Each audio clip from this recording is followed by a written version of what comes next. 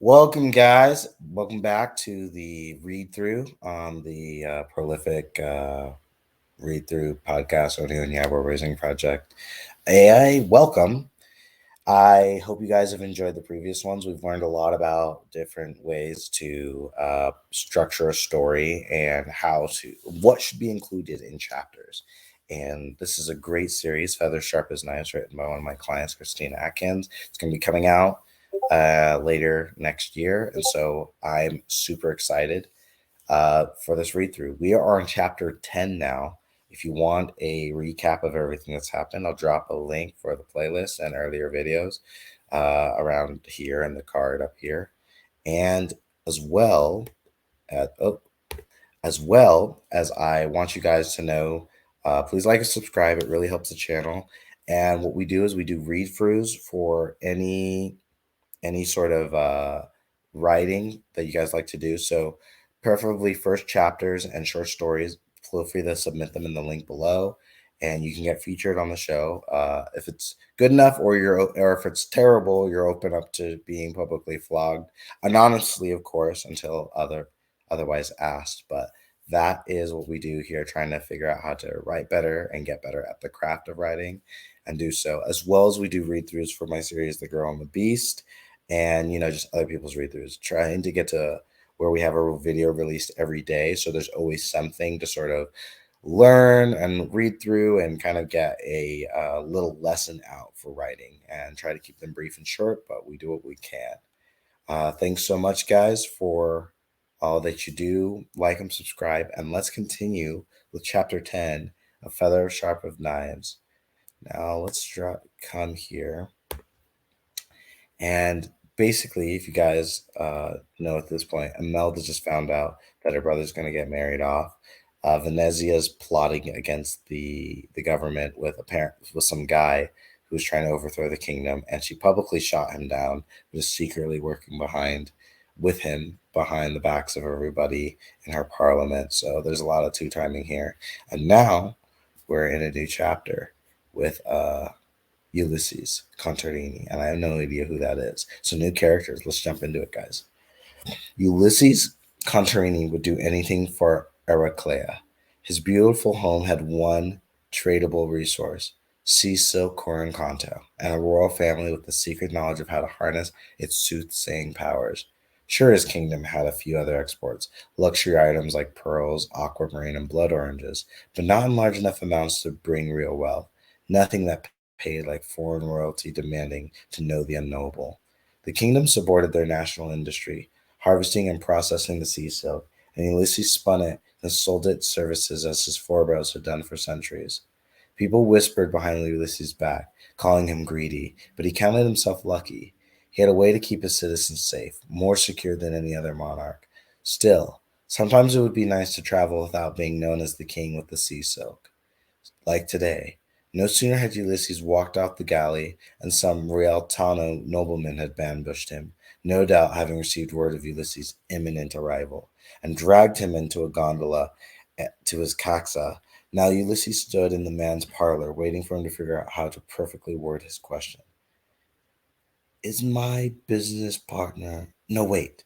The man glared at the floor, muttering under his breath. It was wise to be surprised, but it was excessive. Ulysses folded his arms. I'll be in Rialto for a few weeks if you'd like to wait. No, I need to know now. The man was stocky, well dressed, and as pretentious as any Rialtano nobleman he'd met. It made sense if he had the money to afford Ulysses' services. All right, I have it. How much again? Ulysses glanced in his notebook, where he'd taken notes on the man's income and money to be gained from the question to calculate the cost. 500,000 ducats. Porzel me. I guess porzel is a swear word. Porzel me. The man motioned to the page behind him. You contadini are a greedy lot. Are a greedy lot. A real Tano nobleman calling him greedy? Ulysses pushed his jaw to the side, but resisted a retort. His citizens could only remain tax-free as long as he brought in business, so he endured the nasty reputation. I also accept payments in kind. What's your business? Oh. Okay, so I want to take a little pause here for just a little mention of characterization, right? So here you have someone calling your character, or in this case, Ulysses, is being called greedy, right? And he's acknowledging that, pushed his side to the side. So we're getting some physical angst, a trigger within the prose saying, okay, this guy doesn't like this. So he's pushing his jaw to the side, but resisted a retort. And then this is really, really huge. His citizens could only remain tax free as long as he brought in business, which tells you something about this guy, right? So earlier they said he would do anything for his people, right? Now this is being reinforced yet again through the mention of as long as he brought in business. So that people could stay tax free. So it tells you once again what is the motivation behind this character and what his needs are. We see that a big part of his needs is a connection, and you see somehow his citizenry is fulfilling a large amount of this character's needs, and so he feels an intense loyalty to them and to look out for the welfare. So he's obviously probably a good guy, or at least a king worthy of like ruling his kingdom. Um, so he endures the nasty reputation. This is really cool. It's little sentences like this that really help bring things along, especially when the contrast of him being called greedy.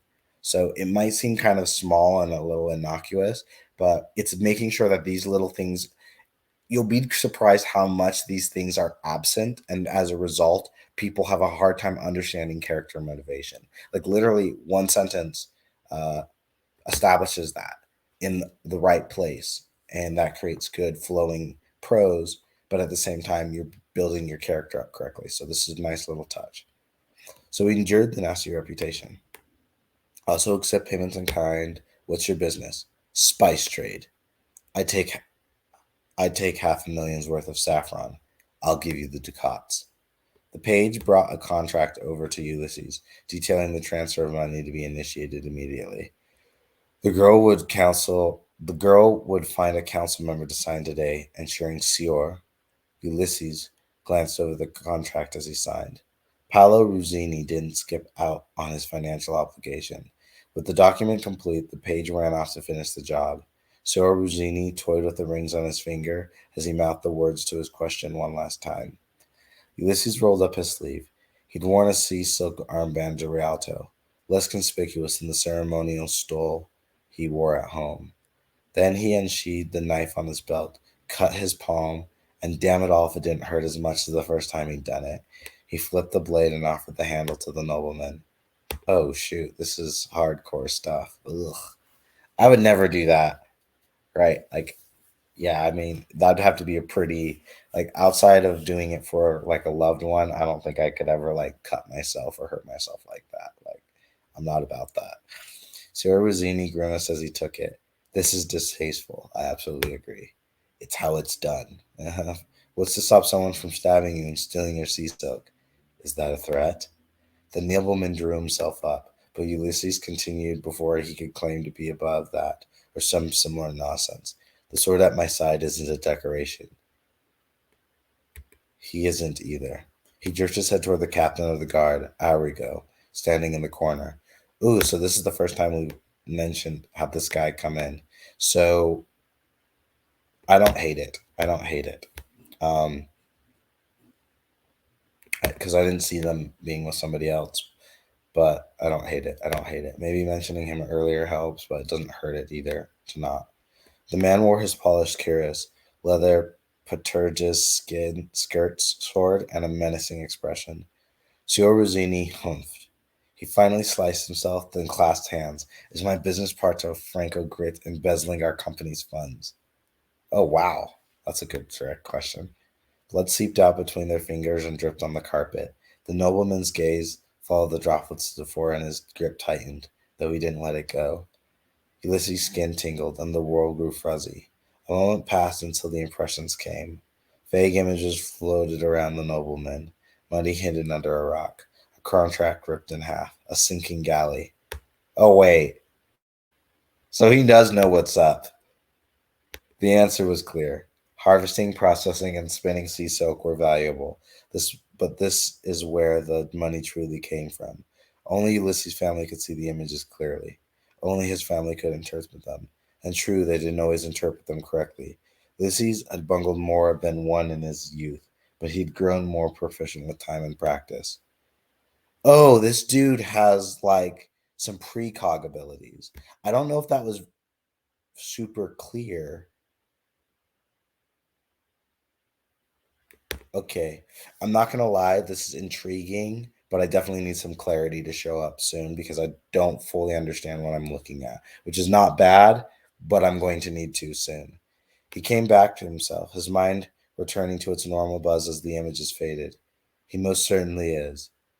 Signor Ruzzini's expression darkened. He looked ready to murder this Franco Gritti. Ulysses patted the man's shoulder with his clean hand. Good luck.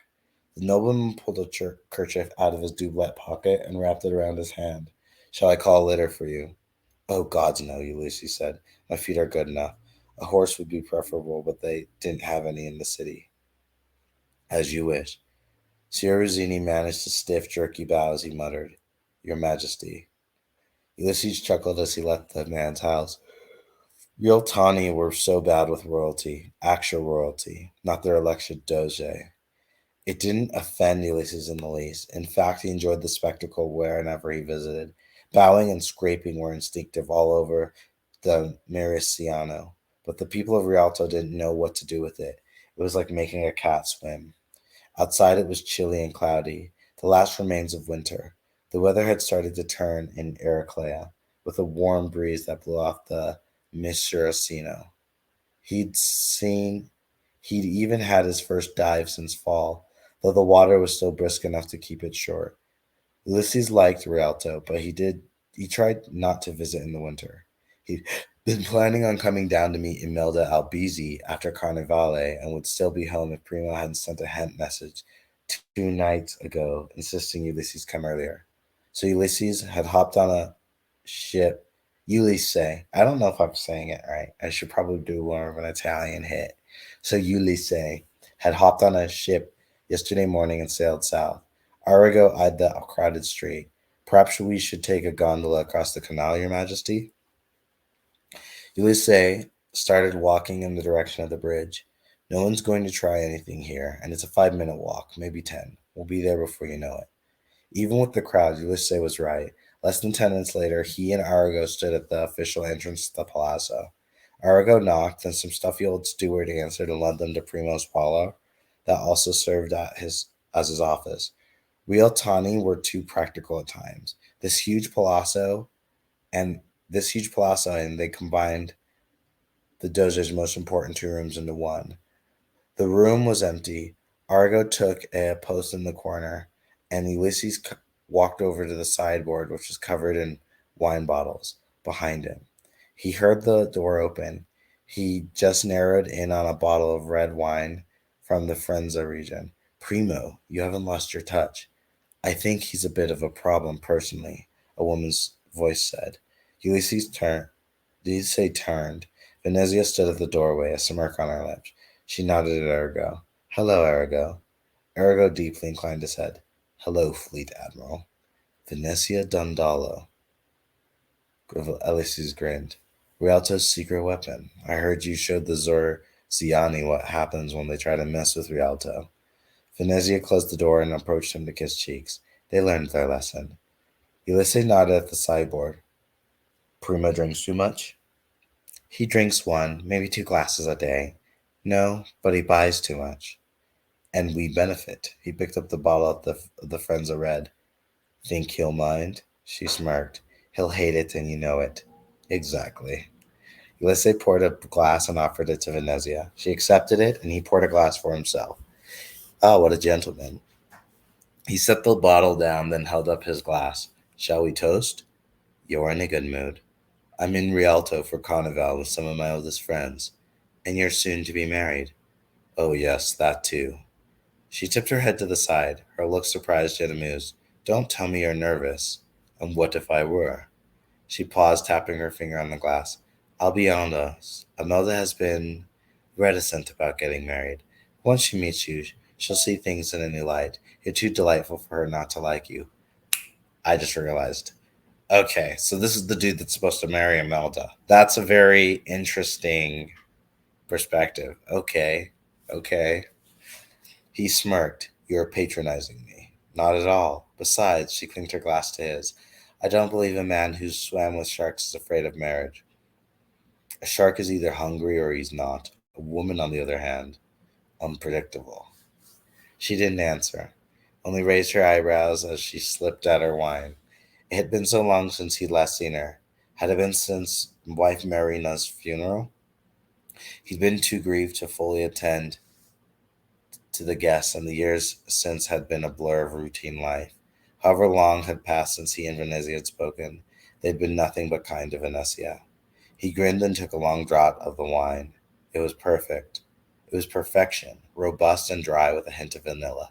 To think we'll be cousins in a few weeks, when once I dreamt of making you my wife. A futile dream. One you dreamt of as well, if I remember correctly. What?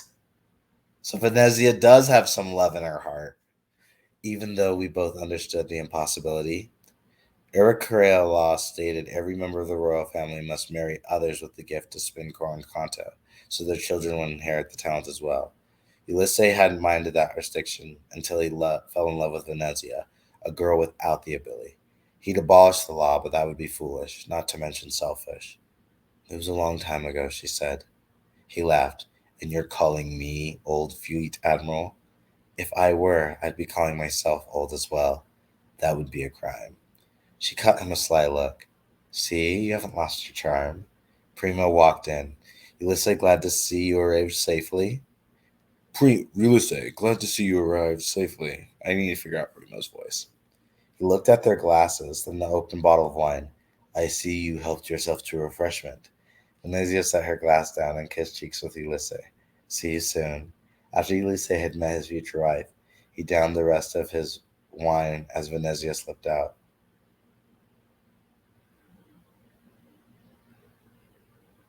After Ulysses had met his future wife, he down the rest of his wine as Venezia slipped out. This last sentence, after see you soon, after he had met. So it's the past tense here. That's what it is. After Ulysses meets, yeah, because his future wife is supposed to be Imelda. So this is a little confusing because it's saying past tense, and he'd only met with Venezia, which was his love. I don't understand. This is throwing me off. I don't like that sentence, but I love the chapter, and it is that was really fun. I think it's also really cool to get a new perspective on Venezia and her relationship with Imelda's uh, potential betrothal, right? So you see that this dude, first off, after the first chapter, he's likable. So you realize, okay, Imelda is calling him stuffy and old, but after you spend some time in his head, you're like, dude, Imelda, um, I mean, to be honest, he's out of her league. Like if I had to pick one or the other, I'd be like, Imelda, you're marrying up. Be quiet. Um, but that's just me because he seems benevolent. He cares about his people. Obviously, he's a dude that gets business done, and he has some gifts. And he appears competent.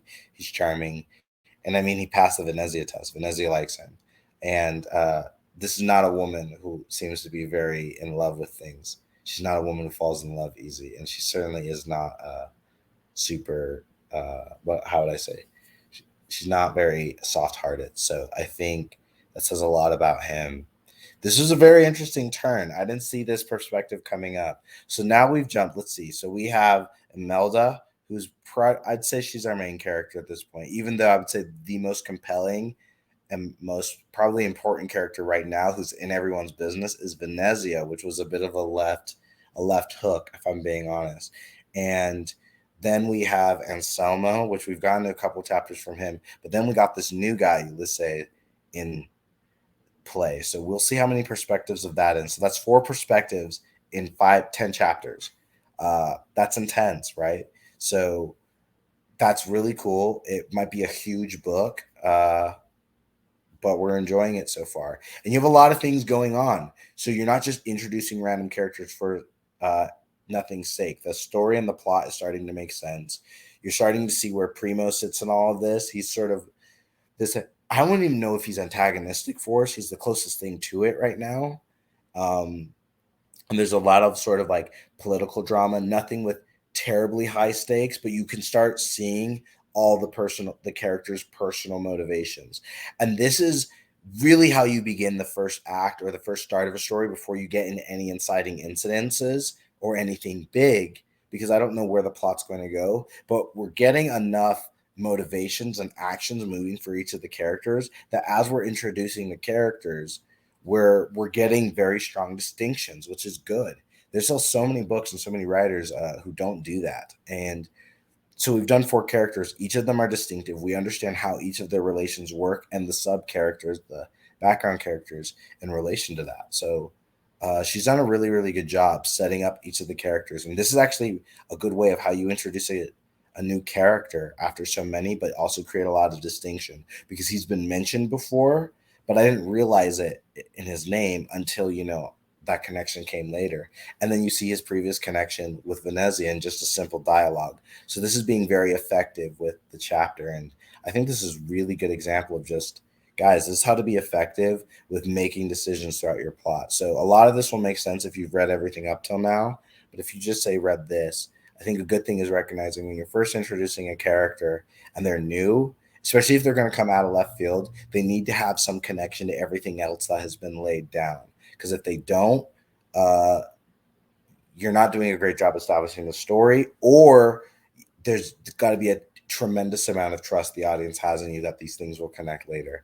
But thankfully, she's not doing any part of this, and she's keeping the story very tight, even though it's coming from multiple perspectives. So I'm actually enjoying it so far, and doesn't seem bloated. So I think it's a good look, and yeah, this is a good way of how to introduce multiple characters and keep it from blowing up and keep it from being frustrating. So I'm loving this so far, and outside of little technical things, this is a great chapter.